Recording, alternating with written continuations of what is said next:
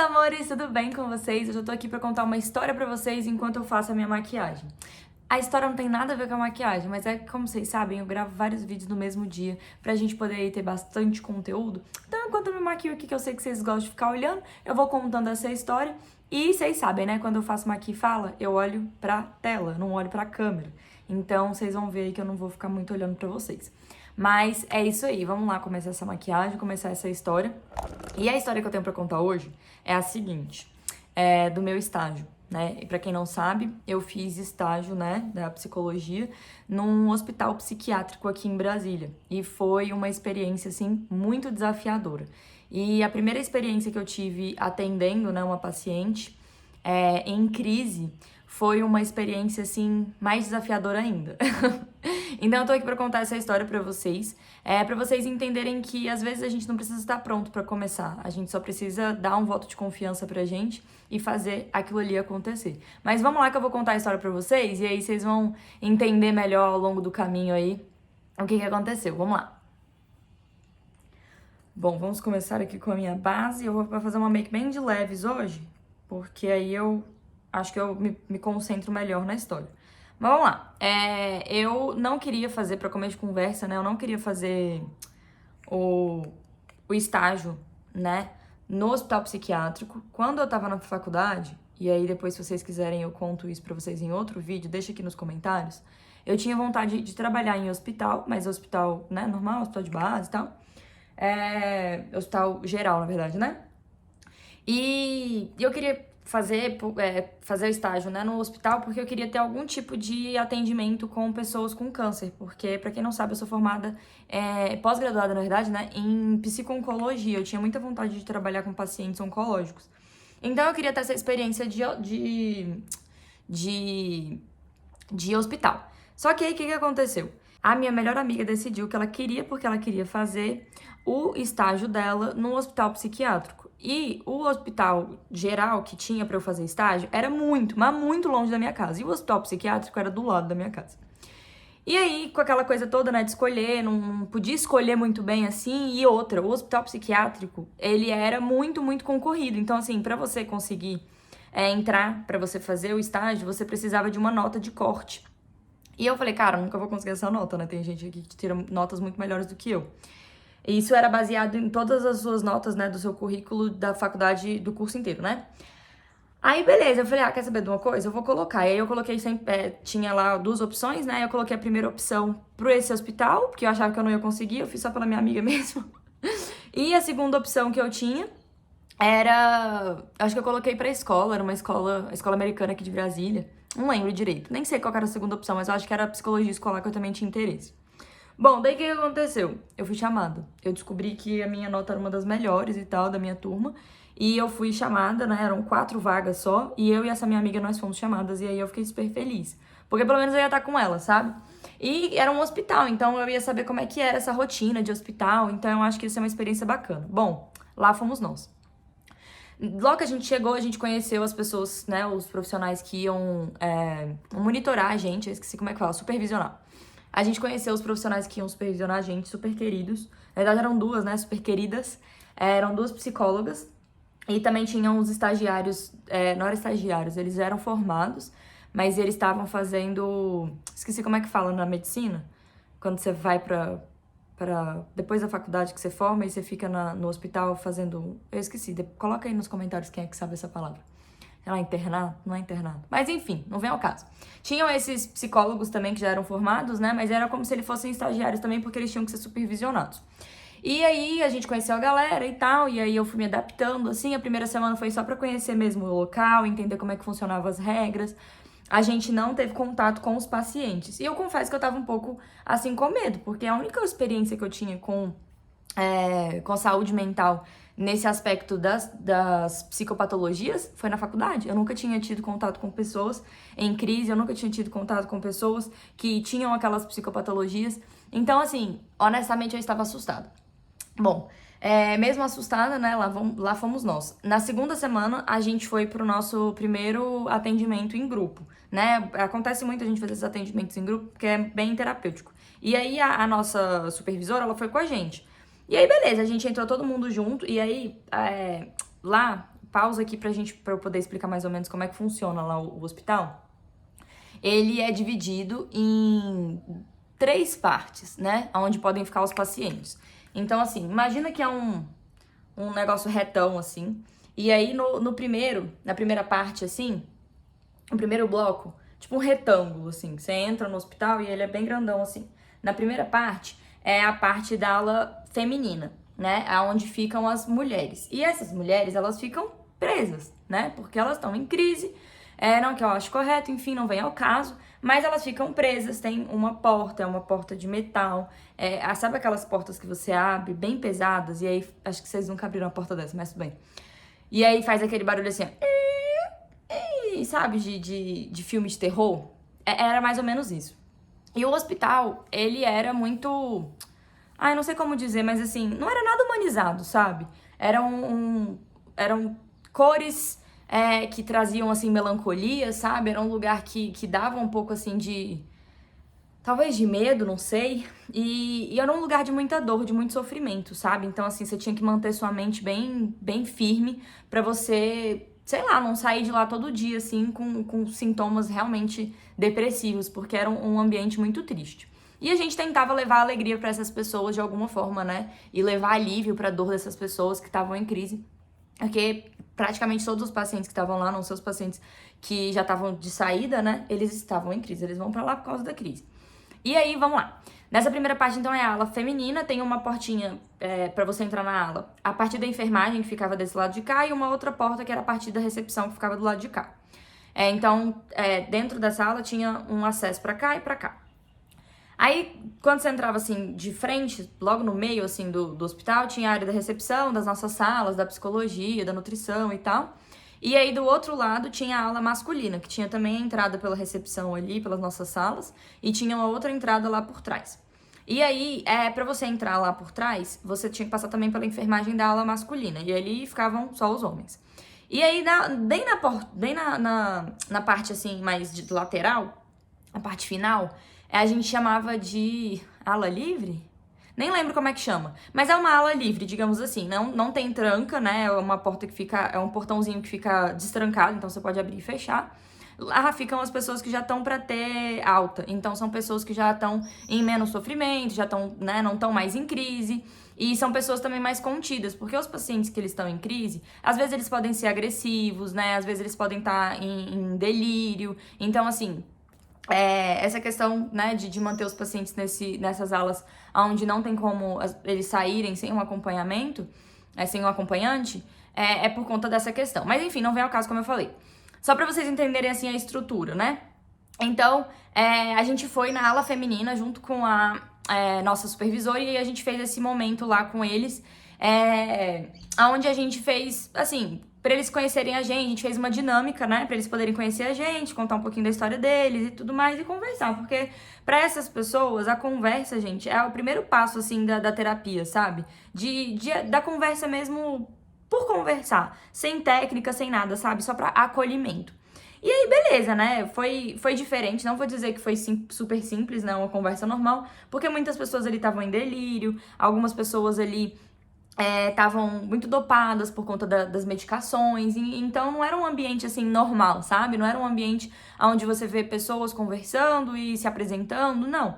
Eram pessoas que estavam em situações muito diferentes do nosso cotidiano, né? Do que a gente tá acostumado a ver. Mas tudo bem, né? A gente tava com a supervisora e tal, deu tudo certo, a gente foi embora. No dia seguinte, ela não avisou nada pra gente, só no dia anterior ela não avisou nada, né? Mas no dia seguinte, quando a gente chegou pro estágio, ela simplesmente falou assim, então, pessoal, hoje é o dia que vocês vão fazer o primeiro atendimento de vocês. Aí eu fiquei tipo, mas não foi ontem? E ela falou, não, hoje vocês vão fazer atendimento individual. Então, dois de vocês, né, éramos 3 mulheres e um homem. O fulaninho e a fulaninha vão pra aula masculina e vocês duas, que são 2 meninas, né, vão pra aula feminina. E aí vocês escolhem alguém pra atender. E aí eu fiquei... Mas como é que a gente vai atender assim? Você nunca nem atendeu alguém com a gente? Eu nunca atendi um paciente em crise. Aí ela, não, você vai saber o que fazer, você já estudou bastante, você tá no 9º semestre, acho que era no 10º. Você tá no 10º semestre, você vai dar conta. E eu falei, tá, mas eu nunca tive experiência, assim, como é... E se eu fizer alguma coisa de errado? Ela, não, cai, pode ir, vai dar tudo certo. Gente, eu fiquei desesperada. Sabe o que é desesperada? Eu fiquei desesperada. E aí vocês veem que, né, que eu vou contando a história e aí eu não consigo fazer a maquiagem, vou fazer uma maquiagem bem de leves. Que aí eu acho que eu consigo me concentrar melhor na história, já falei isso, né?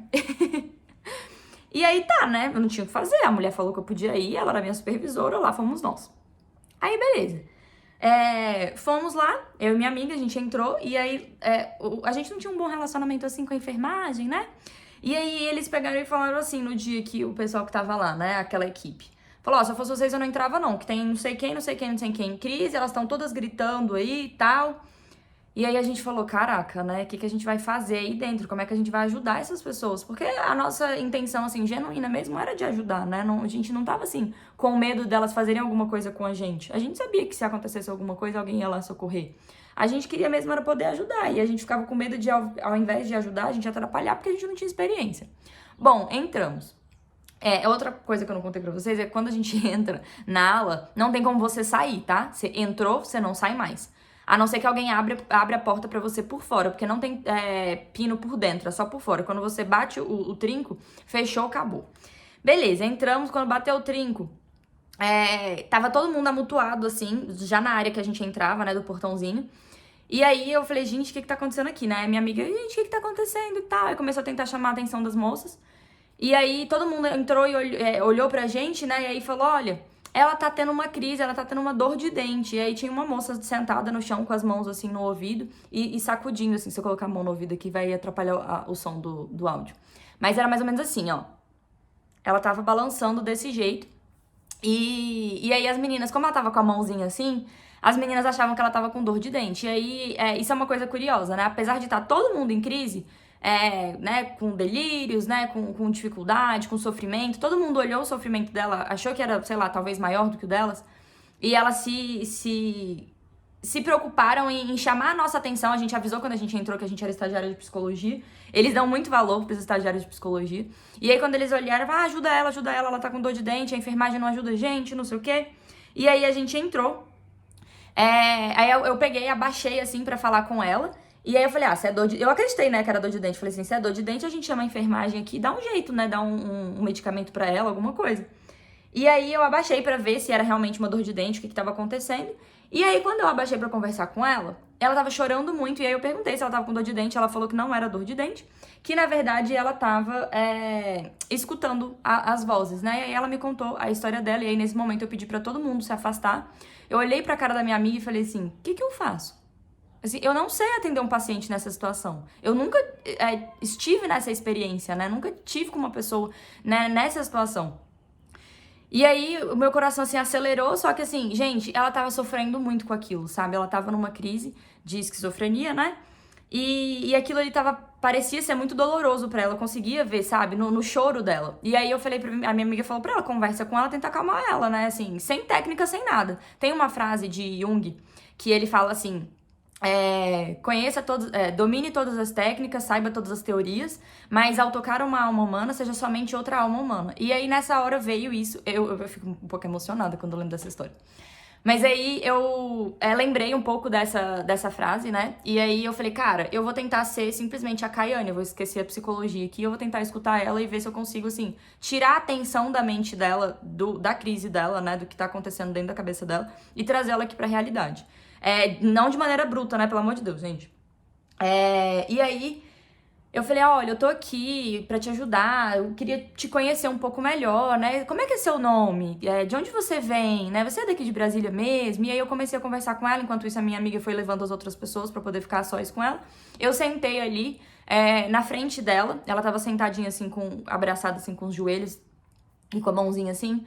E aí eu sentei, de perninha de índio ali, bem tranquila pra conversar com ela. Fui perguntando várias coisas, ela foi conseguindo falar comigo, eu pedi pra ela me dar a mão. E a gente foi assim, de uma maneira muito, muito simples mesmo, sabe?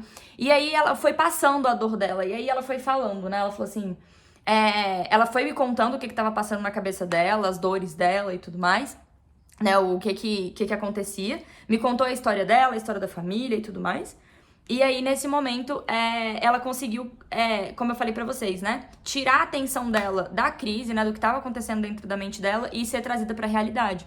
Apenas com uma conversa, assim, gente, eu juro. Depois eu percebi que eu tinha utilizado algumas técnicas que eu nem sabia, depois que eu comecei a estudar. Mas na hora, assim, foi mesmo de pensar que eu precisava ser somente uma pessoa ali pra escutar ela e pra dar um pouco de carinho, né? De afeto. E isso foi muito legal pra mim. E aí eu conversei com ela e tal, ela saiu da crise, ela conseguiu voltar pra realidade. E aí nisso, eu saí dali, né, e falei pra ela que já tinha dado meu tempo, porque a nossa supervisora falou que a gente tinha, sei lá, 1 hora, meia hora, pra gente fazer o atendimento e era pra gente voltar pra nossa sala que a gente ia discutir sobre os atendimentos. E aí eu, né, olhei meu relógio, vi que eu precisava voltar pra sala, voltei pra sala. E aí, né, conversei com a minha amiga, eu falei, cara, ela, e aí, como é que foi? E aí eu falei, né, que eu fiquei feliz porque eu consegui ajudá-la, eu consegui tirar um pouco do sofrimento, né, aliviar um pouco o sofrimento dela, trazer ela pra realidade, pra que ela conseguisse focar a mente dela em outras coisas. E aí, essa foi uma experiência muito bacana. E aí, depois disso, né, no dia seguinte, eu voltei pra atender ela de novo, porque aí todos os dias a gente ia fazer as visitas, né, aos nossos pacientes que a gente tava atendendo. E aí, eu fui fazer essa visita pra ela e foi muito intenso, porque quando eu fui fazer a visita pra ela, ela não me reconheceu, ela não sabia nem quem que eu era. Eu perguntei se ela lembrava de mim, ela não lembrava de nada. E aí eu comecei a conversar com ela de novo, expliquei, né, de uma maneira bem calma, né, bem devagarzinho. E aí falei que eu já tinha conhecido ela, e falei da família dela, e ela começou a acreditar em mim, né? Mas ela tava bem melhor, e aí depois disso, das próximas vezes que eu comecei a visitá-la, né, fazer a visita pra poder fazer o atendimento, ela conseguia lembrar de mim, ela já me chamava pelo nome, e ela demonstrou, assim, muito afeto, muita gratidão por mim. E aí eu lembro que no dia que ela teve alta, quem dá alta, né, não somos nós, são os psiquiatras, e aí no dia da alta dela, eu não sabia que ela tinha tido alta, que eu tava chegando no hospital pra poder começar meus atendimentos, né, e tal. E eu vi que ela tava fora da ala. Então ela tava ali só esperando pra poder pegar as coisinhas dela, esperando a família dela e tal. E aí eu fiquei muito feliz, né? Eu fui lá, dei um abraço nela, né? Falei pra ela pensar em todas as coisas. E assim, uma coisa também que é importante é que depois daquele dia, eu lembro que eu fiz esse atendimento, sei lá, numa quinta, numa sexta, e aí eu lembro que depois, logo depois desses dias assim, eu tive o final de semana livre. E aí eu peguei os meus livros, peguei artigos e fui estudar tudo que eu podia sobre esquizofrenia, pra eu poder aprender as técnicas e como lidar com essa paciente. E é engraçado que eu peguei vários pacientes esquizofrênicos. E eu comecei a gostar de trabalhar com eles e ver a evolução, sabe? E aí foi muito bacana porque eu consegui ver que apesar de eu não estar pronta para aquilo ali, eu era capaz de ajudar, mesmo sem estar pronta. E isso é uma coisa que eu acho muito importante a gente dizer, sabe, gente? A gente fazer também, né? Eu dizer e vocês fazerem isso, porque eu vejo muitas pacientes minhas, pacientes da clínica mesmo, au pair, né, que tá morando nos Estados Unidos e quer ganhar uma grana extra, e aí às vezes eu dou uma ideia e falo, cara, eu vou terminar essa maquiagem, gente. E aí eu falo, cara, dá aula de inglês, né, dá uma consultoria, inventa algum e-book pra você fazer, pra você vender. E aí elas sempre ficam assim, nossa, mas Caio, eu não tô pronta, né, eu não sei como fazer. Eu não sei se vai ficar bom o suficiente. E aí fica com esse medo, né, de errar. E uma coisa que eu falo principalmente para as minhas pacientes que querem dar aula de inglês, mas tem medo, tem vergonha, é uma coisa que uma pessoa falou pra mim. Eu falei, cara, quando eu comecei a dar aula de inglês, eu não tava pronta, né? E a gente não precisa estar pronto pra gente começar. A gente só precisa saber mais do que a pessoa que vai receber as informações da gente. Então, assim, isso foi uma coisa que meu chefe falou pra mim quando eu fui começar a dar as aulas, que ele falava assim, Kai, você vai dar aula de capítulo 1. Eu tenho certeza que você sabe mais do que essa pessoa. Você acredita que você sabe mais que essa pessoa? Eu falei, sim, ela. Então você acredita. Ele falou, né? Então você acredita que você pode ajudá-lo a ajudar, né, o seu aluno? Aí eu falei, com certeza. Falou assim, então é isso. No meio do caminho você vai aprendendo o resto. Se você demorar muito pra se capacitar, você nunca vai se sentir pronta, porque sempre vai faltar alguma coisa. A gente tá sempre em transformação e evolução. Eu falo isso aqui pra vocês o tempo todo. Então isso é uma coisa muito importante. Eu vejo muita gente também aqui no Instagram, às vezes, me mandando mensagem, no direct do Instagram, falando assim, ai, Caio, eu queria muito mudar de profissão, mas eu ainda não tenho coragem, porque eu não sei se eu me sinto confiante, assim, em relação à nova profissão. E aí eu pergunto, né? Quando você começou na profissão que você tá hoje, você sabia tudo? Você sabia tudo que você sabe hoje? Você não teve que começar de algum lugar? Então, assim, a gente tem que começar de algum lugar. E eu falo isso principalmente para as pessoas que têm interesse em começar a trabalhar com o Instagram, né? Às vezes, o que você tá deixando de ensinar aqui no Instagram porque você acha que não é bom o suficiente, tá deixando de ajudar alguém. Então, assim, a sua história, né, o como você ensina, o que você ensina, isso pode ajudar uma pessoa e pode mudar a vida de uma pessoa. Eu sinto que eu não estava preparada, né, para ajudar os meus pacientes lá do hospital, mas eu tenho certeza hoje que mesmo eu não estando capacitada, né, não estando preparada, eu fiz uma grande diferença na vida deles e eu ajudei demais. Então, assim, eu fico feliz por isso, sabe? Isso pra mim já vale muito. E me faz ter orgulho de mim mesma por eu ter aceitado esse desafio. Então, isso é uma coisa que eu queria passar pra vocês, sabe? Deem a chance pra vocês de acertar, né? Se dê a chance de acertar. Comece antes de estar pronto. Porque se a gente for parar pra pensar, a gente nunca vai estar pronto. E aí, pra finalizar aqui com vocês, eu queria dizer que esses desafios, eles servem, gente, de um autoconhecimento que vocês não têm noção. Quando vocês passam por uma situação onde vocês são desafiadas, né? Onde nós somos desafiadas, eu me incluo nisso, é um momento perfeito da gente se conhecer, conhecer as nossas limitações, os nossos medos e ver do que a gente dá conta e do que a gente não dá conta. Então, assim, passar por esse desafio lá no hospital me fez perceber que eu dava conta de ajudar essas pessoas e que eu era muito mais inteligente, muito mais preparada do que eu achava que eu era, sabe? Inclusive, vendo outras pessoas atendendo ou outras pessoas falando sobre o assunto, às vezes quando eu ia estudar, e ver que eu tava passando por aquela situação ali, eu percebi o quanto que eu sabia e eu achava que eu não sabia. Então isso foi uma outra coisa também que eu percebi. Às vezes a gente acha que a gente não sabe, a gente tá com a nossa autoconfiança abalada por qualquer coisa, né? Porque simplesmente não tem conhecimento. Conhecimento não de conhecimento do que fazer, mas conhecimento de como é a realidade além daquilo que você sabe, né? Então é importante que a gente saia dessa caixinha. E aí, isso tudo faz com que você se conheça ainda mais. E aí, falando, né, dos 4 As, o autoconhecimento ele é a base de qualquer coisa. Para quem não sabe, os 4 As são as 4 habilidades que eu acredito serem as bases, né, pra gente poder ter um autocontrole, né, encontrar a nossa inteligência emocional, desenvolver a nossa inteligência emocional. E aí os 4 As são autoconhecimento, autoestima, autoconfiança e autocontrole. Então, para você chegar no último A, né, que é o autocontrole, e você desenvolver a sua inteligência emocional, a gente tem que começar pela base, que é o autoconhecimento. Se você não se conhece, você não confia em si, você não gosta de si, né, você não consegue controlar as suas emoções, porque você não tem conhecimento, né? Porque você não sabe quem você é. E esses desafios, eles nos trazem muito, muito, mas muito mesmo autoconhecimento, porque é aí que você fica ali, ó, face to face, né? Que a gente fala em inglês, assim, de cara com as suas limitações, com seus medos, né? Com as suas inseguranças. Só que, né, nessas situações você não tem pra onde correr. Eu ia falar o quê pra minha supervisora? Não vou atender não, porque eu acho que eu não tô pronta, eu vou estudar mais um mês, depois eu volto. Ela falou que eu tava pronta, eu tive que acreditar nela, eu tive que ir. E quando eu fui, eu descobri que eu tava mais pronta do que eu achava. Eu não tava totalmente pronta, mas eu já tava um passo a mais do que eu imaginava.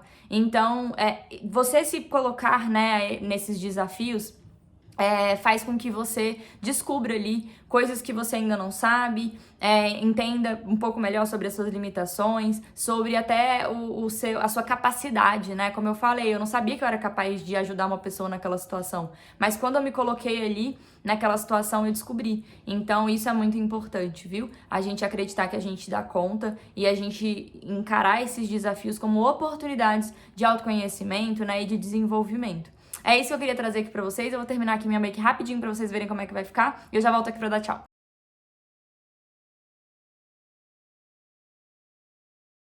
É isso, gente. Espero que vocês tenham gostado da make e do conteúdo. Essa história é uma história muito importante pra mim e que me ensinou sobre isso, né? Sobre dar o primeiro passo mesmo sem a gente estar pronto. Que aí a gente vai aprendendo no meio do caminho e a gente consegue. Então, confie no seu potencial aí, se arrisque e se dê a chance de acertar. Ó, um beijo e até o próximo vídeo. Tchau!